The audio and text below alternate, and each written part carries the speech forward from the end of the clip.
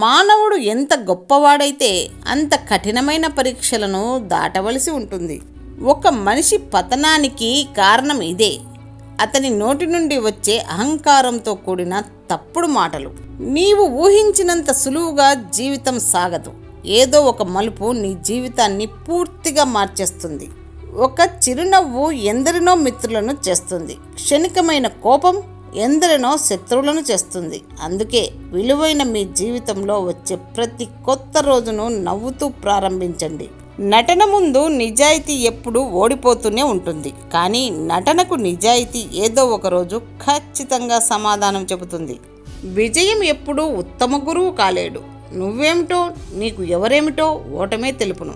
నీ పరిస్థితులు ఎలా ఉన్నా నీ కర్తవ్యం నీకు గుర్తు ఉంటే జరగవలసిన పనులు అవే జరిగిపోతాయి.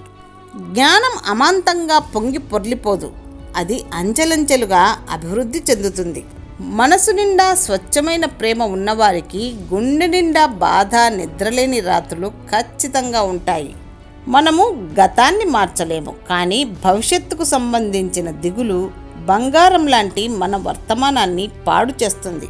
ధైర్యం అంటే ఎవరో నీకు తోడు ఉన్నానని చెప్పడం కాదు, ఎవరు లేకున్నా నాకు నేను ఉన్నానని చెప్పుకోవడమే అసలైన ధైర్యం. అబద్ధం చెప్పడం శాపం లాంటిది, ఎందుకంటే అది మనలో తప్పించుకునే ధోరణిని పెంచుతుంది. నిజాయితీ వరం లాంటిది, అది మనలో ఎదుర్కొనే ధోరణిని పెంచుతుంది. కొన్నిసార్లు మనకు ఎదురయ్యే సమస్యలే కొత్త కొత్త పాఠాలు నేర్పుతాయి. నీ సామర్థ్యాన్ని నీకు తెలిసేలా చేస్తాయి. నీ వాళ్ళు ఎవరో, పరాయి వాళ్ళు ఎవరో కూడా నీకు తెలిసేలా చేస్తాయి. ప్రపంచంలో అన్నిటికంటే అత్యంత కష్టమైన విషయం ఎదుటి మనిషిని అర్థం చేసుకోవటమే. అర్థం చేసుకునే లోపు అపార్థం జరిగిపోతుంది. నిజం తెలిసేలోపు అబద్ధం గెలిచిపోతుంది. నమ్మకం కలిగేలోపు సహనం చచ్చిపోతుంది. ఇవన్నీ మనిషి పొరపాట్లు కావు, కానీ తెలుసుకున్నాక చెల్లుబాటు కావు. మీకు సాయం చేస్తున్న వారిని మరవకండి. మిమ్మల్ని ప్రేమిస్తున్న వారిని ద్వేషించకండి.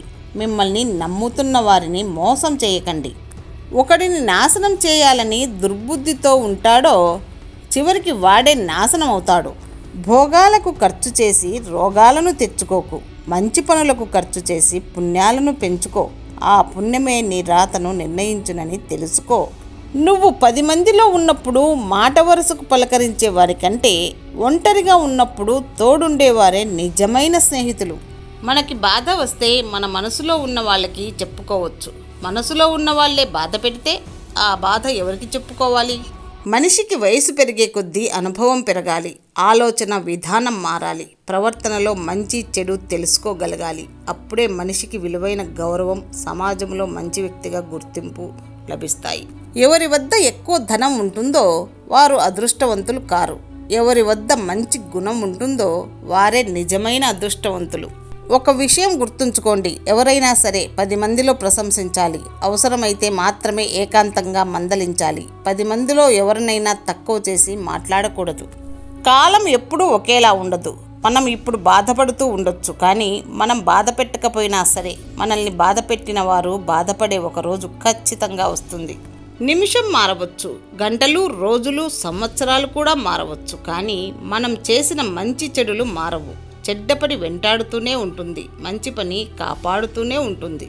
మనం ఎంత మార్చాలని ప్రయత్నించినా కొందరి ప్రవర్తన మార్చలేము. అటువంటి వారితో ఎలా ఉండాలో మనం నేర్చుకోవాలి, లేదా వారిని అక్కడితో వదిలేయాలి. తండ్రి మొగుడి కన్నా ధనవంతుడైతే ఆ స్త్రీకి భర్త మీద ఒకంత పెత్తనం ఉంటుంది.